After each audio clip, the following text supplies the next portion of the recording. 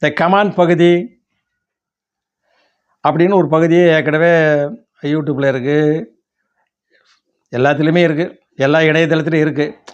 அதை நான் ரத்து செய்யணும் அப்படின்னு பண்ணிட்டேன். ஏன்னு கேட்டால், தேவையில்லாத கேள்விகளை கேட்டு அதுக்கு நம்ம பதில் சொல்லி அதுவே வதந்தியாக போயிடும். இவர் ஏன் பதில் சொன்னார், கேள்வி கேட்குறோன்னு விட்டுருவாங்க, பதில் சொல்கிறோம் பாருங்கள், இந்த அவன் கேட்பான், நம்ம பதில் சொல்லணுன்னா அது வதந்தியாக போயிடும். அதனால் கமாண்டை நீக்கிட்டேன். ஒருத்தரும் கமாண்ட் போட வேண்டாம். நீங்கள் நல்லா பேசுகிறீங்க, நல்லா பேசலை, அவங்களுக்கு சாதகமாக பேசுகிறீங்க, இவங்களுக்கு சாதகமாக பேசுகிறீங்க, உங்கள் நற்சான்றிதழ் வேணாம் ஐயா. நான் மக்களுக்காக பேசுகிறேன்.